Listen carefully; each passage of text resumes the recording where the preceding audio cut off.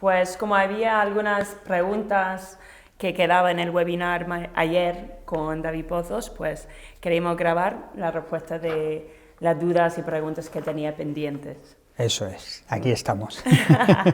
Para compartir, ¿no? Para compartir experiencia y conocimiento. Bueno, la primera pregunta que tengo aquí es, ¿qué aporta el concepto de boutique a los socios que deciden migrar a este tipo de conceptos?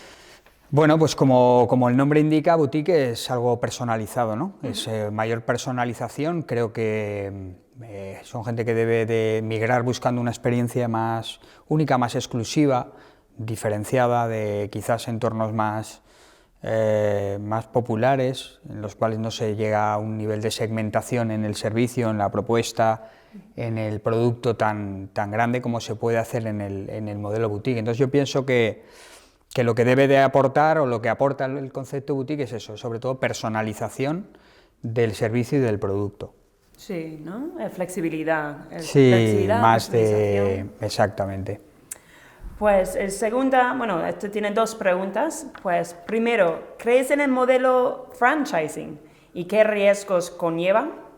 Bueno, me parece un buen modelo para asegurar resultados en entornos complejos o cuando no se tiene el know-how suficiente como para emprender un negocio de forma autónoma, ¿no? Es decir, todo muy empaquetado, con una serie de pasos más o menos que te aseguran el éxito, o por lo menos el éxito hasta un determinado punto. Y los riesgos que conlleva son precisamente eso, que al final no hay personalización, ¿no? Es decir, es un producto que está totalmente empaquetado, que se ha demostrado o se debe de haber demostrado que funciona, y bueno, pues no da mucho margen a la creatividad. ¿El riesgo que puede tener? Bueno, pues precisamente igual todo lo contrario que el modelo boutique, ¿no?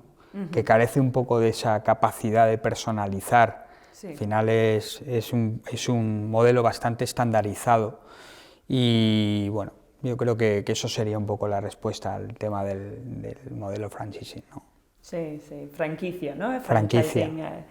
Y otra pregunta, ¿qué claves hay para garantizar la experiencia del cliente? Yo creo que tocamos un poco de este punto ayer, pero... Sí, yo pienso que primero conocerlo. Primero es la primera clave es conocer cuál es la expectativa del cliente, hacer investigación, estudio, análisis de lo que quiere tu cliente, ¿no? Sí. Es importante conocer qué es lo que quieren para mejorar esa experiencia. Yo creo que hay varios puntos. La palabra experiencia de cliente es un término, o el término experiencia de cliente es un término muy amplio, ¿no? Que conlleva pues cuestiones que afectan. A mí me gusta hablar de las P's, las 3 P's, ¿no? Sí, afecta al producto, pero afecta al place, al lugar, y afecta al people, a las personas, ¿no? Entonces yo creo que tiene que ver con el diseño del producto, la experiencia, con el lugar, el espacio, que entonces es diseño, equipamiento, materiales, iluminación, limpieza, mantenimiento, y luego people, que es el más importante, ¿no?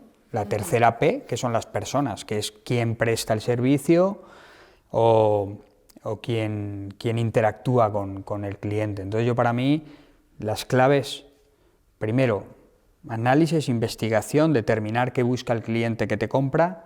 Segundo, las 3 P's, que son Product, Place and People.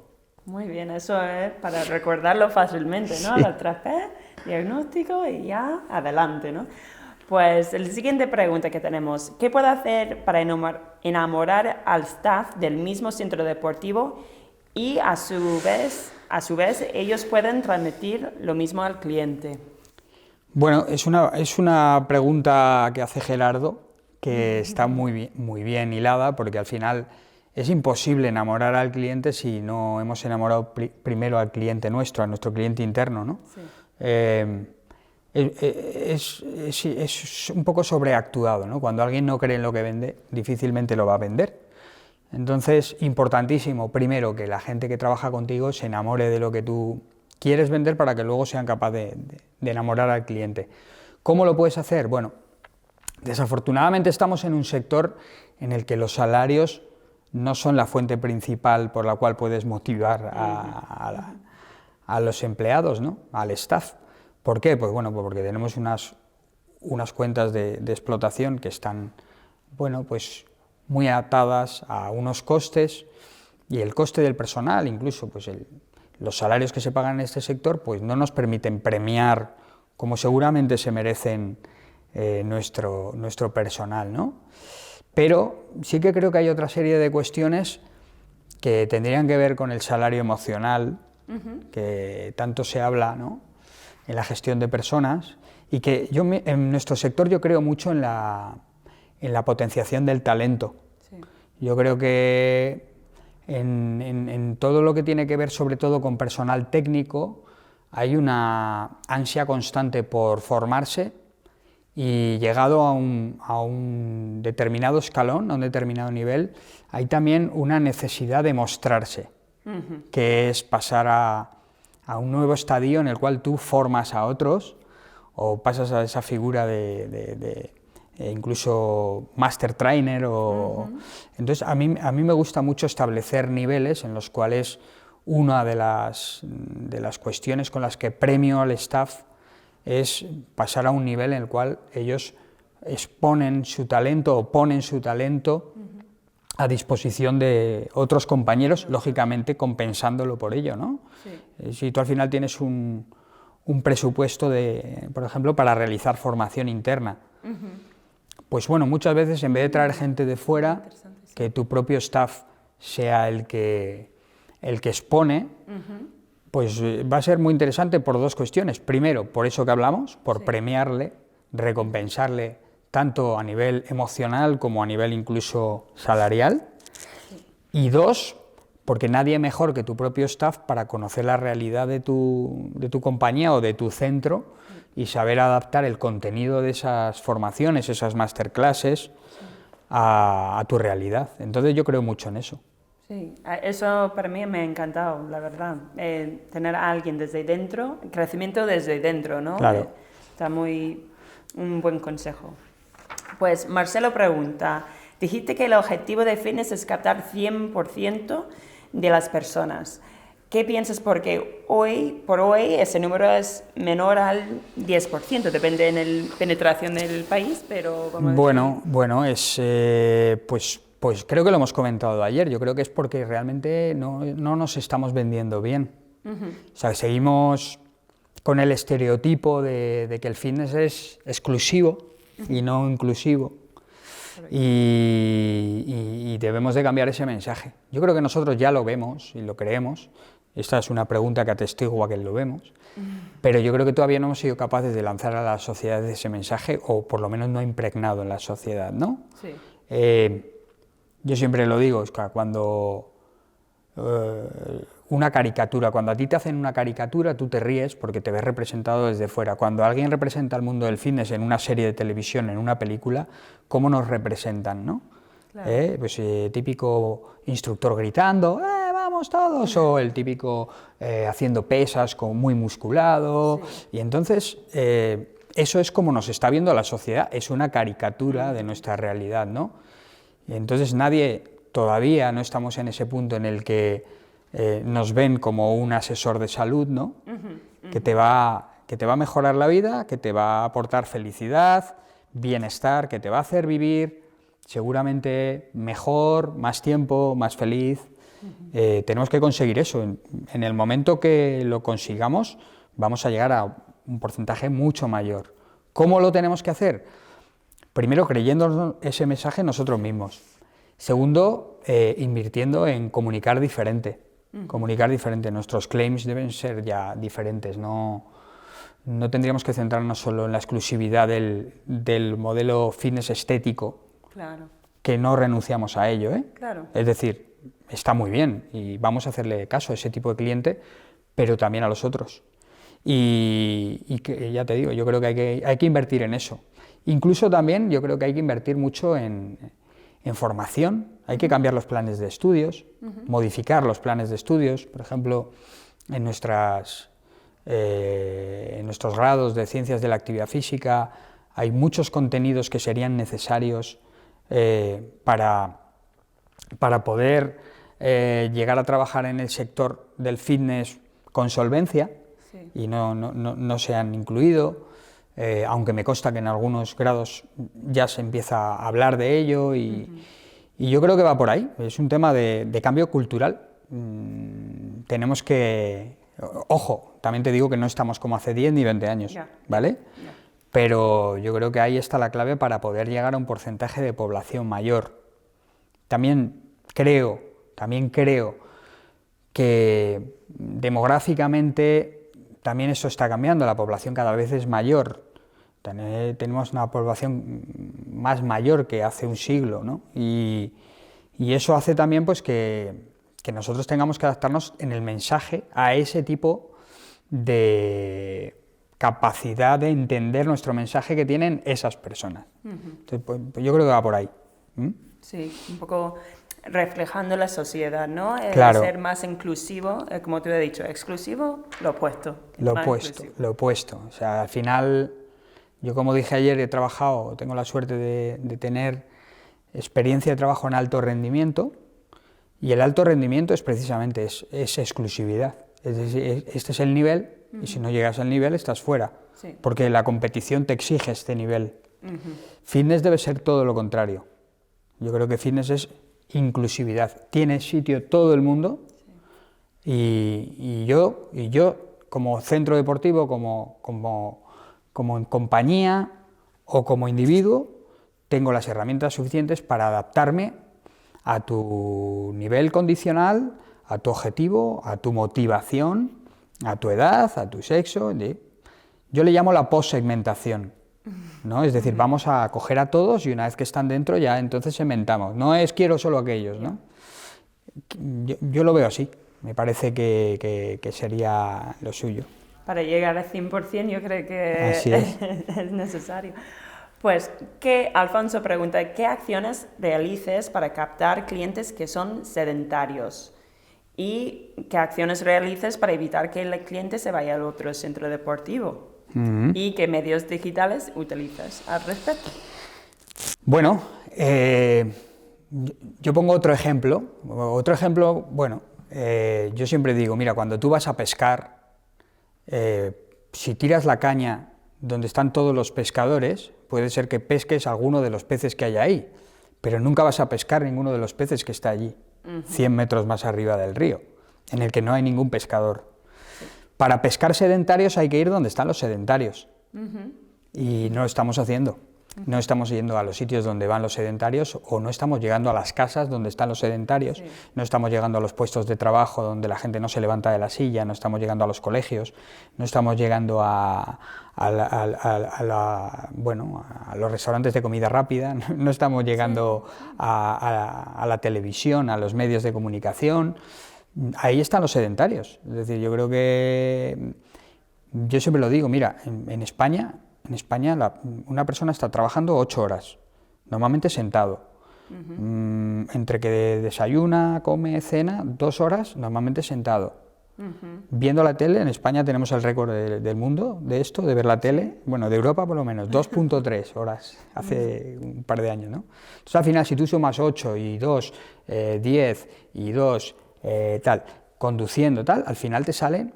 Wow. Y luego durmiendo, ¿no? 8 horas más. Al final te sale que de 24 horas que tiene el día tú estás tumbado o sentado 21, 22. Claro, entonces quizás tenemos que ir ahí, en esos sitios donde la gente está sentado y donde no se está moviendo, es donde tenemos que llegar. Sí. Y creo que hay que estar eso. Los puestos de trabajo hay que estar en los centros de trabajo con acciones de concienciación a las empresas.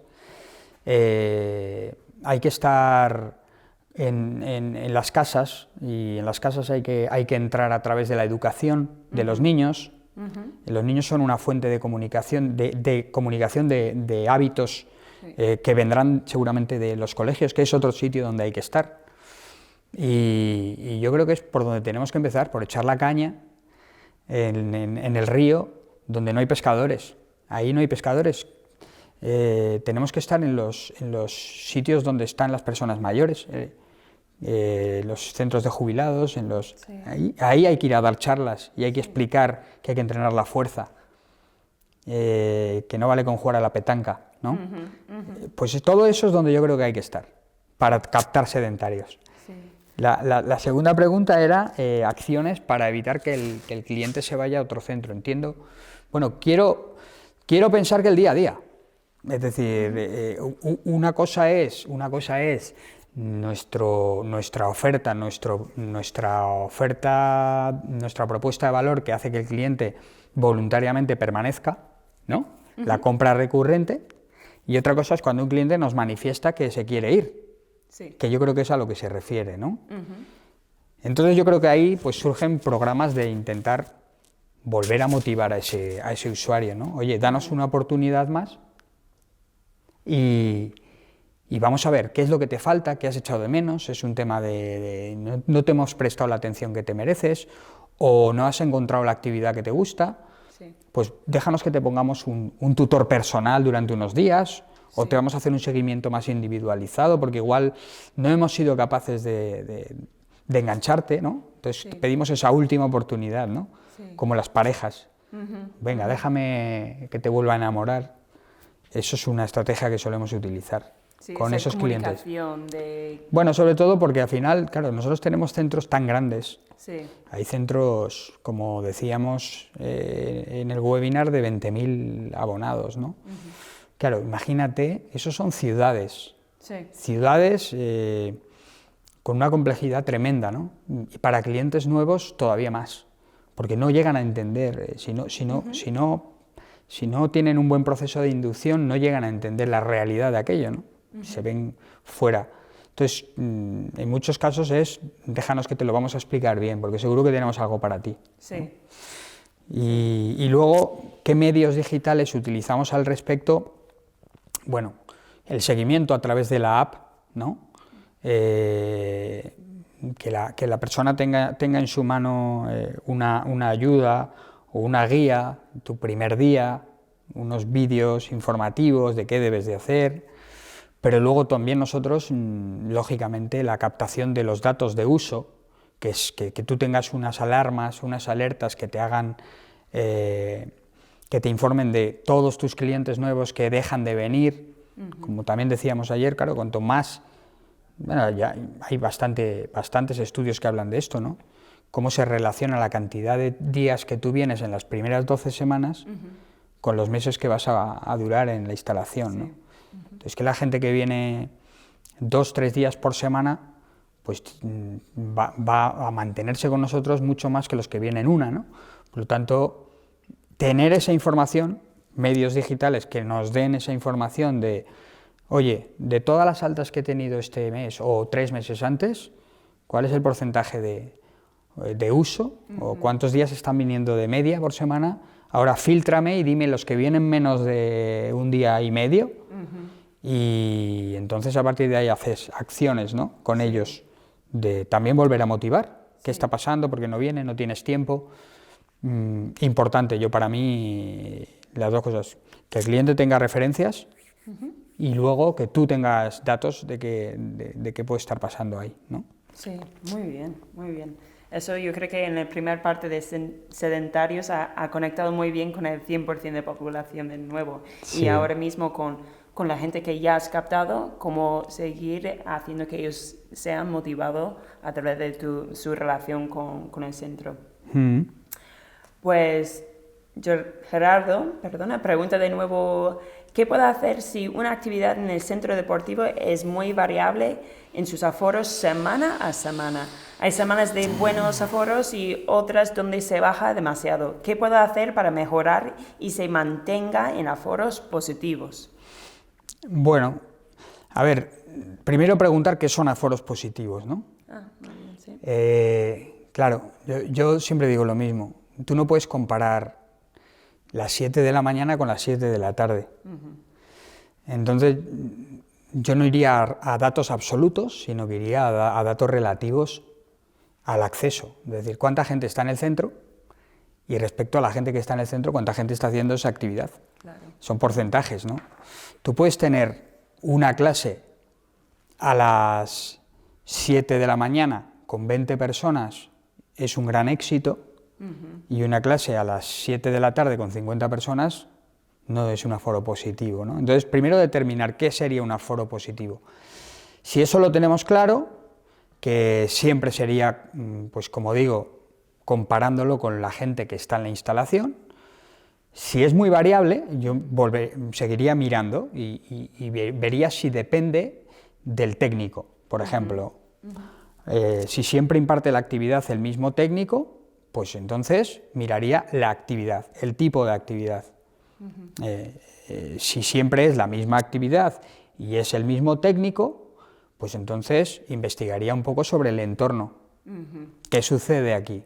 Pues mira, hay un dato que es bastante contrastado, y es que en España, cuando hay Champions League, los martes y los miércoles bajan los accesos y los usos de las clases colectivas de las 7 y de las 8, ¿no? ¿Por qué? Porque hay fútbol.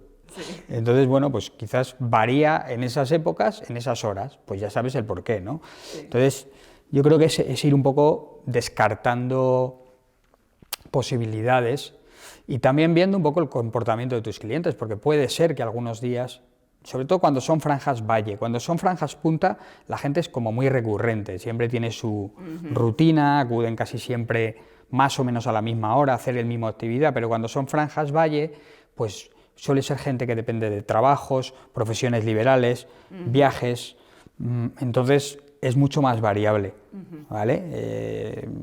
Yo en ese caso, pues lo que haría sería reducir la oferta, igual en vez de dar 5 días, daría 3, para que la gente se agrupe más, ¿no? Entonces, bueno, ya ves que hay diferentes estrategias para ver de dónde puede venir esa variación en los aforos, ¿no?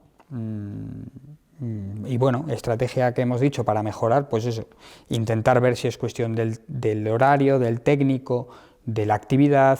Si vemos y determinamos que es un técnico determinado, una actividad determinada, pues potenciar esa. Si vemos que es una cuestión del uso general, de cómo, bueno, el entorno laboral y demás, pues intentar reducir la oferta para que la gente se agrupe más, pues eso serían diferentes estrategias. Sí, estudiar tanto las factores internas como externas, saber cómo están afectando los aforos, y principal, saber qué es un aforo positivo, que yo creo que es muy clave en esa estrategia. Gabriel pregunta, ¿la medición de los resultados como una evaluación física sigue hace años en las 20 tendencias principales para 2020 de ACSM, publicado este mes, pero no veo que se esté haciendo en muchos gimnasios? ¿Cuál es la importancia de este servicio en los gimnasios? ¿Puede la tecnología ayudar en este tema? Sin duda. Lo que pasa es que también aquí tenemos que saber que la encuesta de ACSM arroja datos del mercado estadounidense, ¿no? Y la tipología de los centros donde se realiza este tipo de encuestas son centros en los que se trabaja mucho el modelo de entrenamiento personal, que lógicamente lleva aparejado todo lo que tiene que ver con la evaluación física. Entonces, lógicamente, sale como tendencia porque es sí o sí, todo el mundo tiene su evaluación. Sí. Porque además tú sabes que el modelo americano, ¿no? Sí. Pues casi no tiene técnicos en sala de fitness. Yo nunca he visto, ni sabía de ese puesto hasta que venía a España. Te digo. O contratas un entrenador personal o tienes el equipamiento. Sí, exacto. Claro, nuestro mercado, nuestra realidad es diferente. Nosotros tenemos instalaciones con mucha gente, y mucha gente que además entrena en la sala de fitness, a la que nos resulta difícil llegar de una forma tan individualizada como para hacer una valoración y que además sea recurrente, ¿no? Nosotros lo hacemos y lo tenemos metido dentro del proceso de bienvenida, ¿no? De inducción, es decir, todos los clientes pasan por unos test de valoración.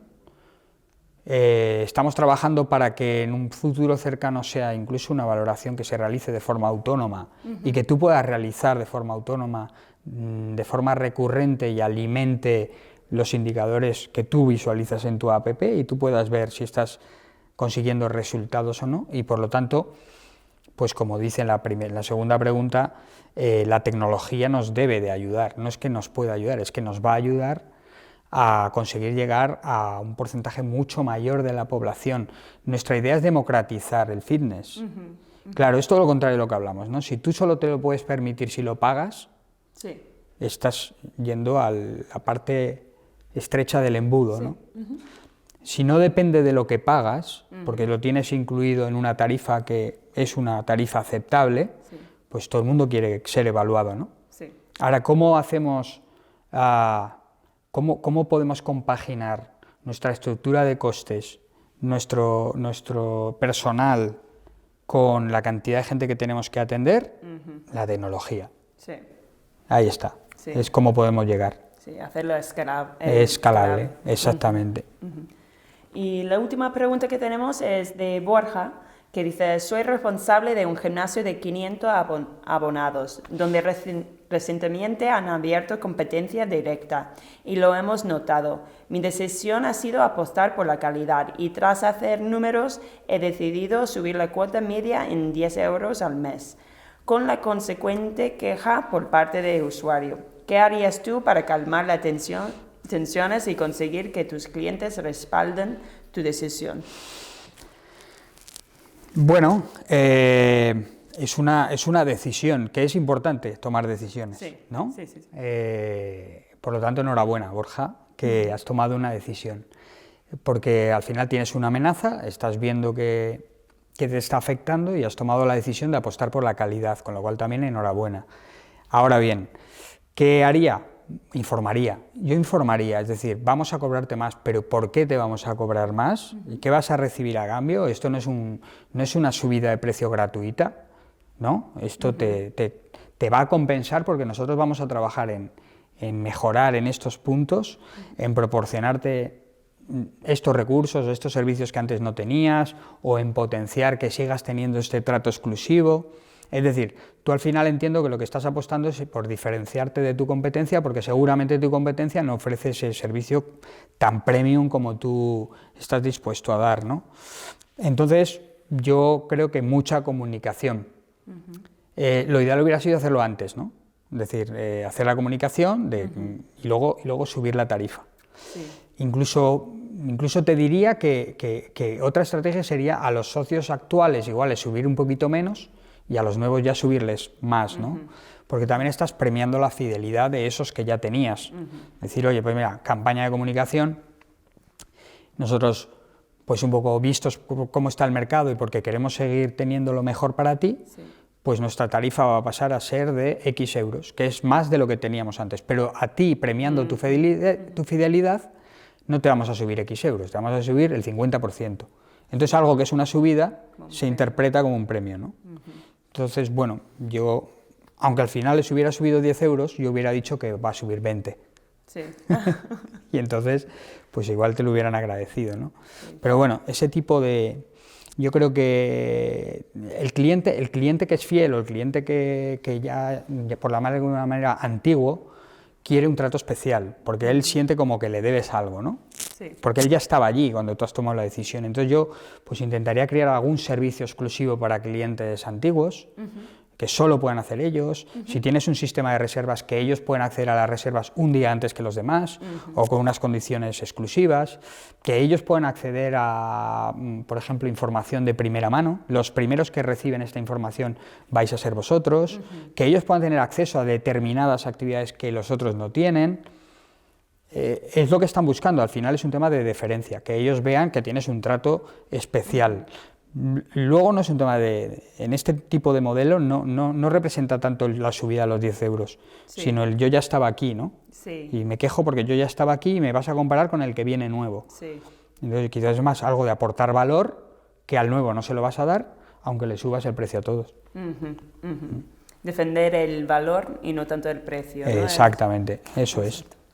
Pues bueno, pues hemos terminado todas las preguntas que hemos tenido desde el webinar. David, siempre un placer tenerte y gracias por responder a las preguntas que nos quedaban.